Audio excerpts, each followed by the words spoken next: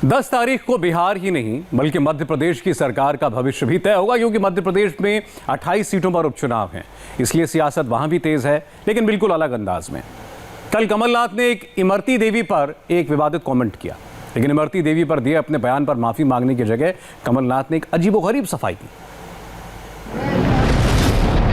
मध्य प्रदेश में इमरती देवी पर कमलनाथ के बयान को लेकर सियासी घमासान मचा है। भोपाल से लेकर इंदौर और ग्वालियर तक कमलनाथ के खिलाफ बीजेपी ने विरोध प्रदर्शन किया। सूबे के मुख्यमंत्री शिवराज सिंह चौहान ने भोपाल में अपने मंत्रियों के साथ मौन उपवास किया।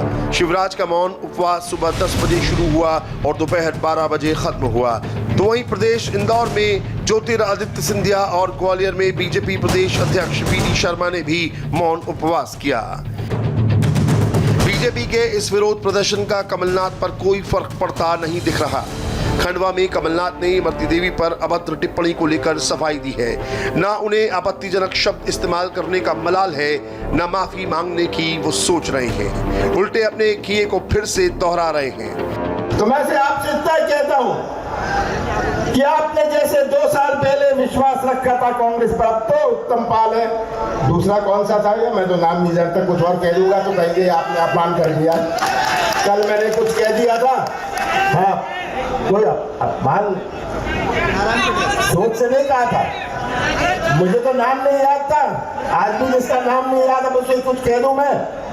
हाँ जैसे आज हमारे मंच के आइटम नंबर 1 थे राजनारायण सिंह, आइटम नंबर 2 थे अजय सिंह जी।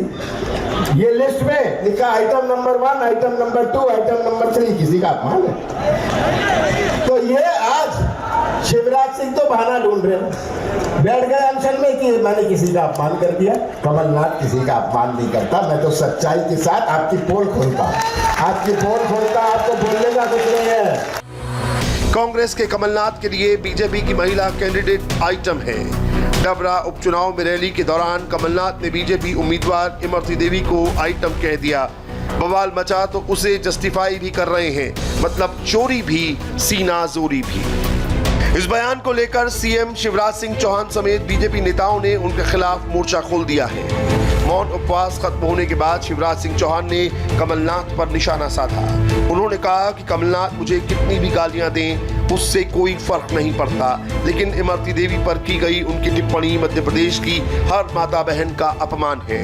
उन्होंने सोनिया गांधी से कमलनाथ के खिलाफ कार्रवाई की मांग की। मैं आपसे सवाल पूछ रहा हूँ मैडम सोनिया गांधी जी, और अगर आपको लगता है कि टिप्पणी अमर्यादित है, गलत है,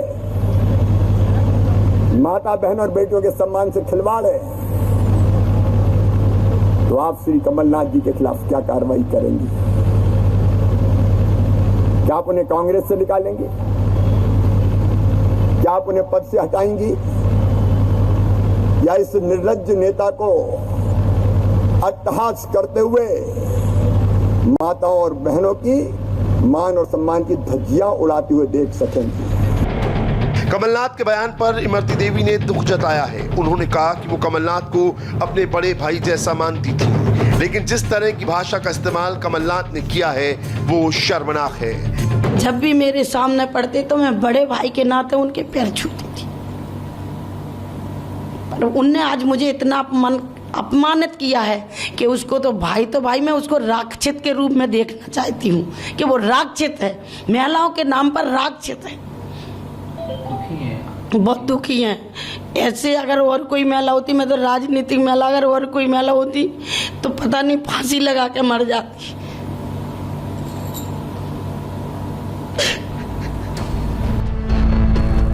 इमरती देवी पर कमलनाथ की टिप्पणी कांग्रेस को बेभाव की पड़ सकती है। राष्ट्रीय महिला आयोग ने कमलनाथ को नोटिस भेजकर सफाई देने को कहा है। इधर एमपी में उमड़ा सियासी बवाल यूपी तक पहुंच गया है। बीएसपी की सुप्रीमो मायावती ने कमलनाथ के खिलाफ कार्रवाई की मांग की है। मध्य प्रदेश में ग्वालियर की डाबरा रिजर्व विधानसभा सीट पर उपचुनाव लड़ रही दलित महिला के बारे में कांग्रेस के वरिष्ठ नेता और पूर्व सीएम द्वारा की गई घोर महिला विरोधी अभद्र टिप्पणी अति शर्मनाक और अति निंदनीय है। इसका संज्ञान लेकर कांग्रेस के आला कमान को सार्वजनिक तौर पर माफी मांगनी चाहिए। इमरती देवी के अपमान के सवाल पर कांग्रेस पार्टी अब तक मौन है। महिला अधिकारों की खुद को अलंबरदार मानने वाली पार्टी ने अब तक कुछ भी नहीं कहा।